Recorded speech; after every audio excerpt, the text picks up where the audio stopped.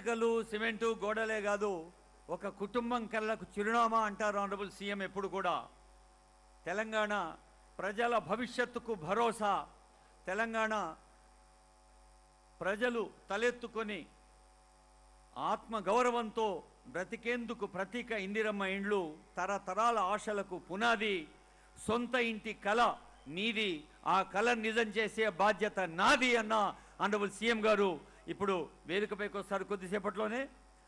ఇంత మహత్తరమైన లక్ష్యంతో ఇది పెద్ద పండుగ.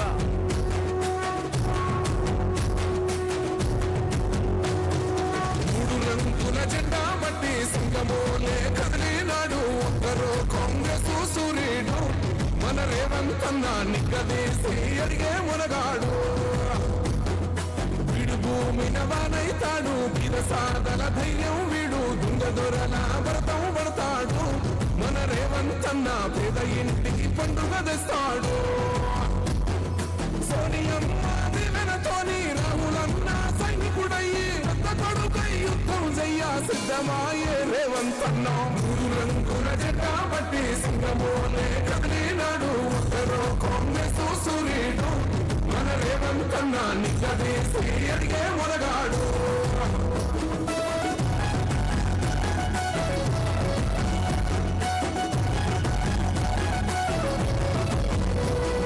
దాడులెన్ని జరిగిన గాని గడవలేదు రేవంత్ అన్న, గంతకంతా ఎత్తుకు ఎదిగాడు.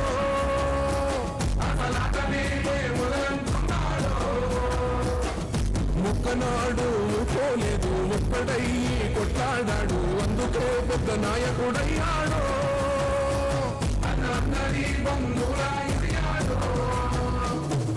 అమరవీరుల త్యాగం చూసి అమ్మ సోనియ చదువుతోటి వచ్చిన మన తెలంగాణ రక్షణే చేయమంటున్నాడు. మూడు రంగుల జెండా బట్టి సింగమోలే కదిలినాడు ఒక్కరో కాంగ్రెస్ సూర్యుడు. మన రేవంత్ అన్న నిగ్గదీసి అడిగే మొనగాడు.